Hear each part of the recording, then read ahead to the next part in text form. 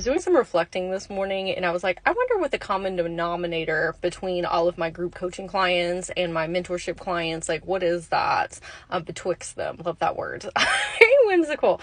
And I realized that I always catch people like right in between, they're in a transitional phase. So this is like they want to make huge major shifts, like whether it's quit their 9 to 5, start a business, like really get real deep into their spiritual and psychic gifts.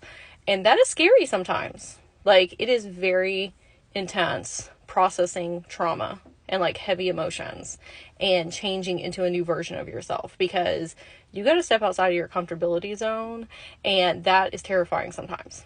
Like especially if you have abandonment and trust wounds as a inner child and people let you down over and over and over again. The greatest hurt that you can inflict to self is to let yourself down. Okay, so, and I was like, why do I catch people during those transitional phases?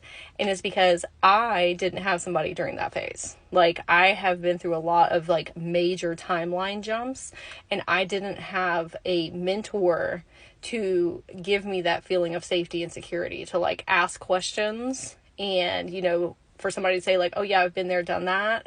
Maybe not in the exact same way, but similarly journeys, right?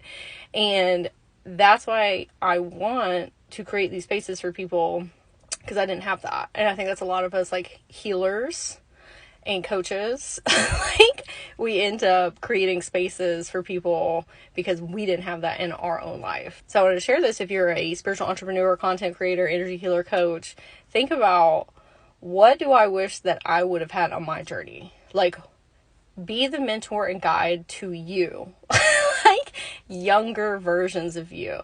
And I don't mean like all the way back to childhood and young adult necessarily, even though that's great too.